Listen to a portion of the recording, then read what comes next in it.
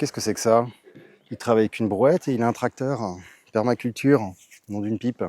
Eh bien oui, c'est un tracteur dont je me sers à peu près 10 fois dans l'année pour porter du volume ou faire de la distance.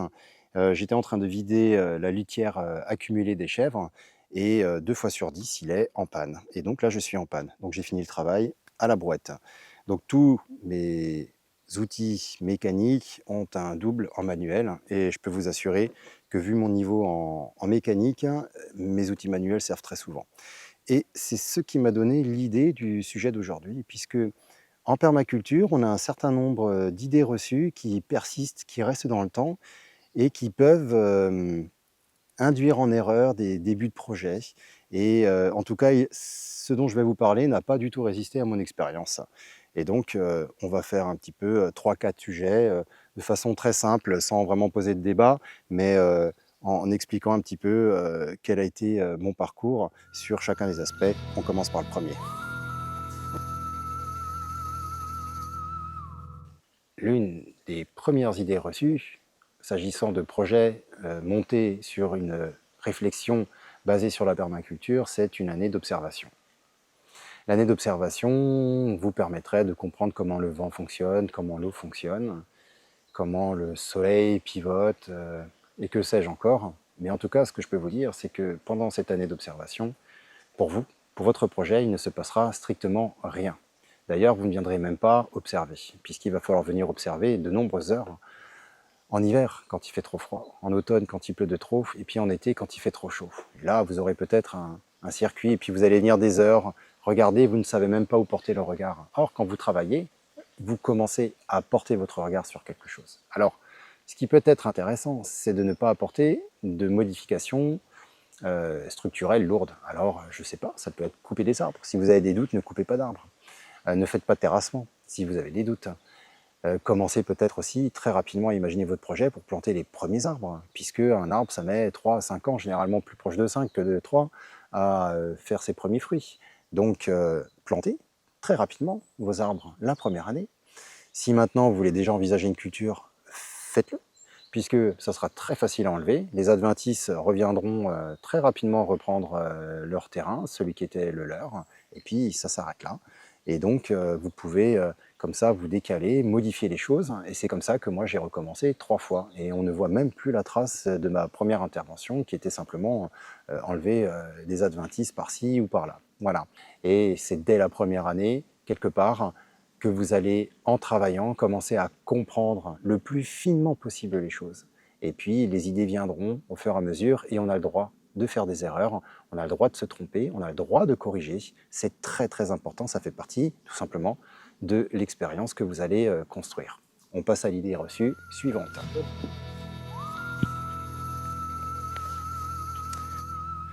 L'on entend également souvent que, et ça sera ma deuxième idée reçue, que la prairie est un point de départ optimal du point de vue technique pour un projet en permaculture.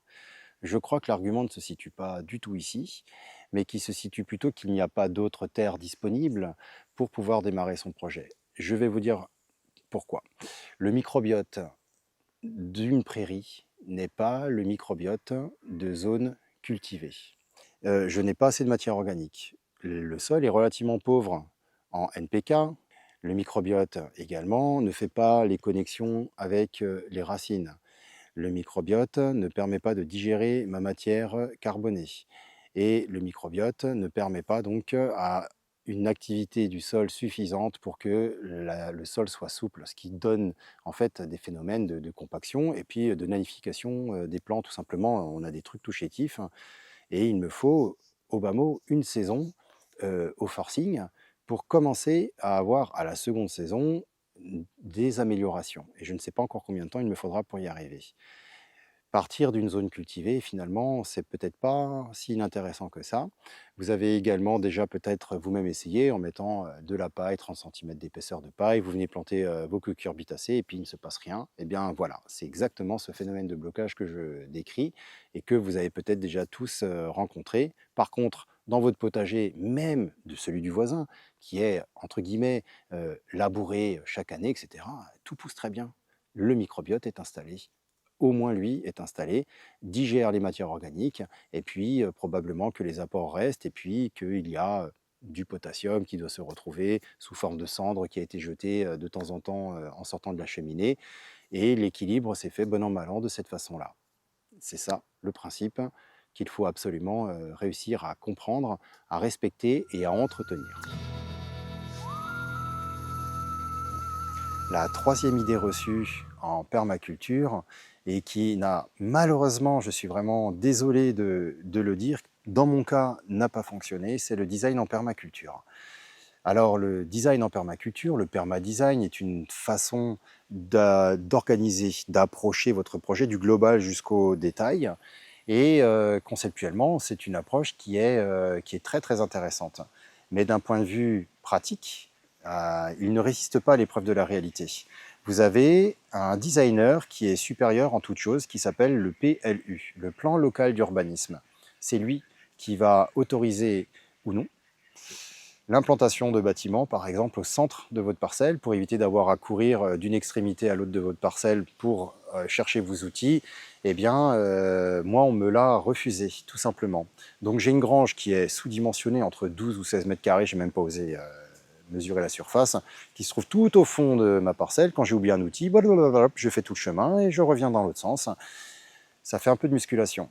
On me l'a refusé sous prétexte que j'aurais des haies qui sont protégés, c'est parfait, mais il n'était même pas question d'y toucher, ni de près ni de loin.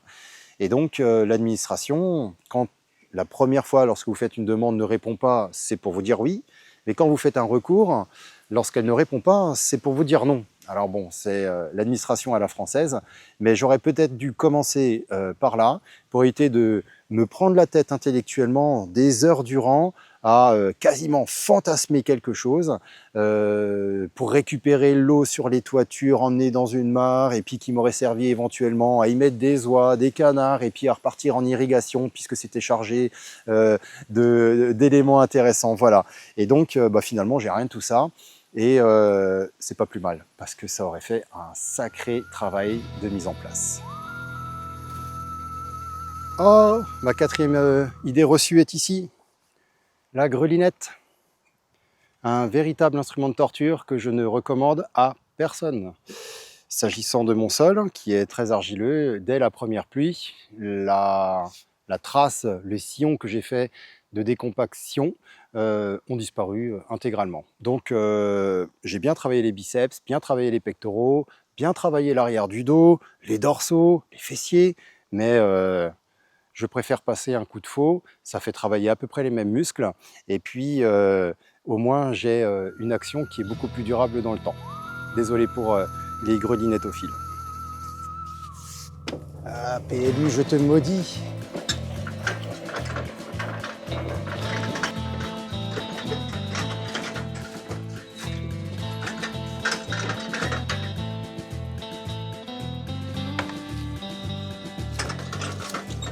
T'es sûr que t'as pas été trop dur?